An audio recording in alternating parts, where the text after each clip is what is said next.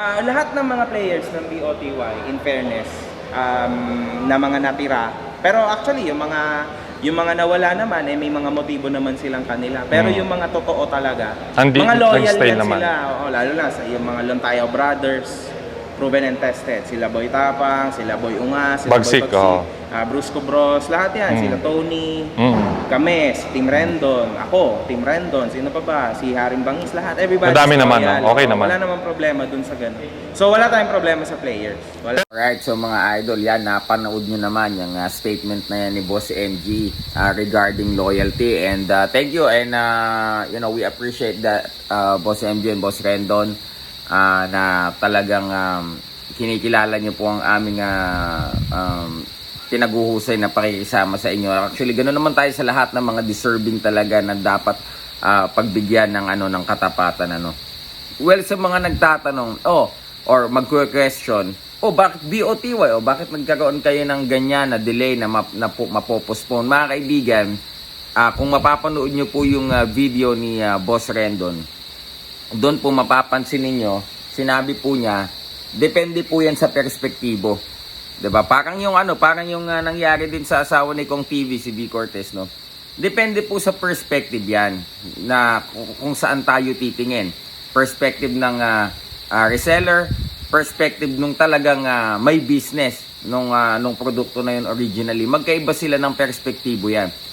Same thing dito po sa mga nagpapalaro o dun sa mga organizer at participant, magkaiba po ng perspective yan at iba din po yung perspective nung mga tagapanood o mga spectators po lamang. So again, inuulit ko po yung definition ng loyalty na sinasabi nitong isang kumalaban sa BOTY na loyalty, you can still, for example, you're loyal to McDonald's but you can still eat at Jollibee but at the end of the day, loyal ka pa din sa McDonald's.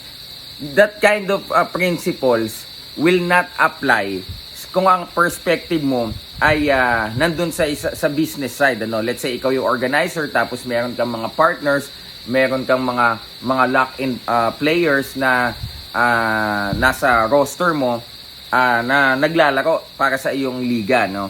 You cannot, again, parang in Filipino term, hindi ka pwedeng mamangka sa dalawa o mahigit pang ilog ng sabay. Just like the example that I gave you, kasi nandito ako sa mundo ng boxing, kaya yung perspective ng mga organizers na iintindihan ko po, let's say ganito, isang boksingero, meron pang nakapending na kontrata or commitment sa isang promoter and ayaw na niya, sige, kahit may commitment pa ako, ayaw ko na, di ba? I don't care about that commitment, sige, magwo-work pa ako sa ibang promoter. Hindi po yun pwede sa industriya ng boxing. So kilala nyo naman kung sino yung isang taon na nakatenga because of that. Ito naman pong BOTY or yung iba pang mga competitors nito, ganun din. Kasi when an event organizer took you in their roster, partner ka na Partner ka na sa business nila kasi ikaw na yung magiging produkto na inilalabas nila na papanoorin ng tao. Ngayon, yung philosophy na ginamit ng isang umalis sa BOTY family, magagamit mo yung philosophy na yan if you are a consumer. Viewer ka lang, tagapanood ka lang, you can watch BOTY and pay for pay-per-view, and at the same time kung may mga competitors sila na magpapalabas din, you can still watch, but at the end of the day you are a BOTY loyalist. Di ba ganun yun? Pero iba, wag tayo malilito na sige, kahit talent ako ng BOTY halimbawa, and then I will be open for any other competitors out there. 'Di ba? Isipin po natin kung tayo yung magpo-promote o mag-organize ng laban. Let's say ito yung anak ko, si Billy. Let's say siya yung pinaka main attraction namin.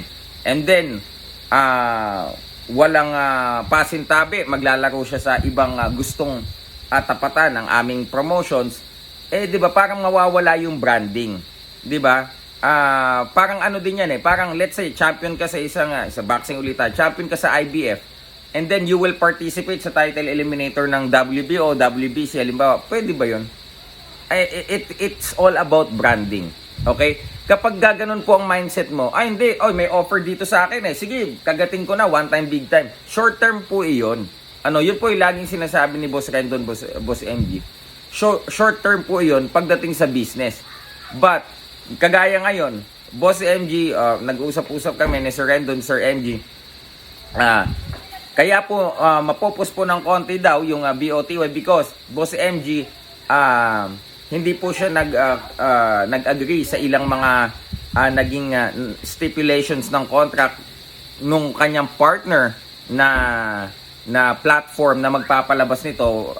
Yung details ay hindi ko na po ilalatag sa inyo kasi medyo private po yan. But again, ang purpose pa rin po nun is para po sa mas matinding or mas magandang benefits na makukuha po ng mga participants ng BOTY at ng business itself.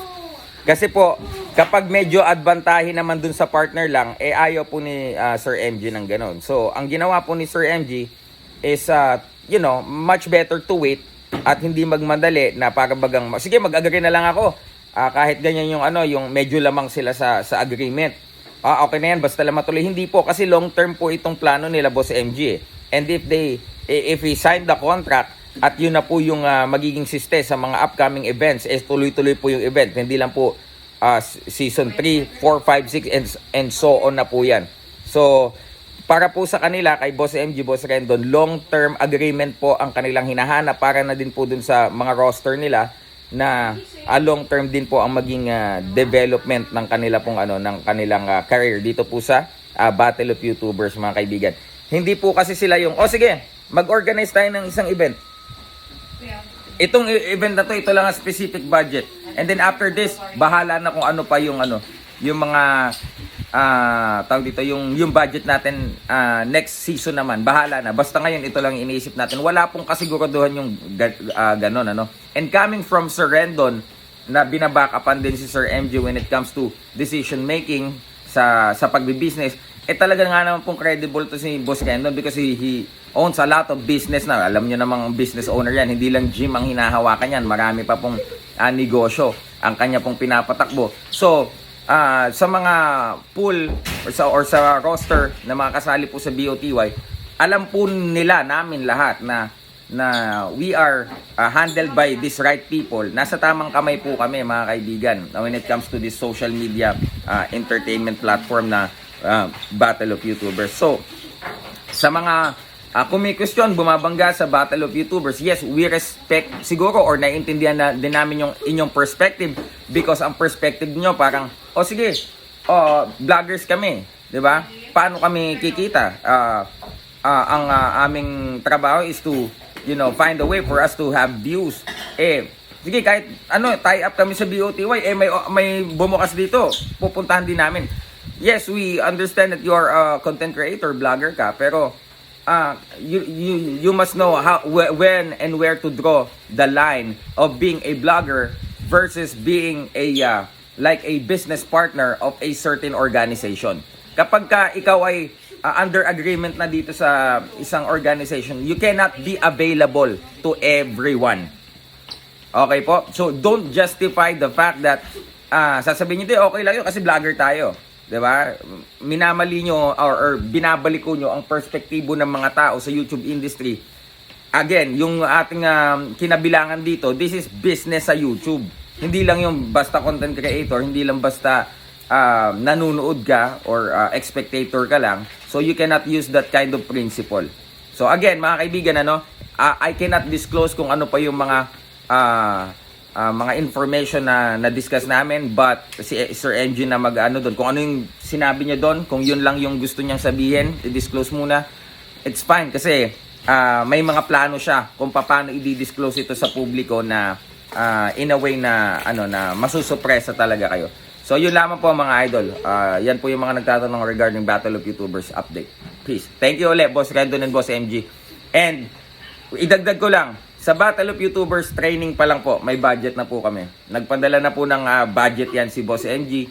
Para training pa lang, may pang may training expenses ka. So, ganyan po dito, ganyan magpalakad ang Battle of YouTubers Management. Peace.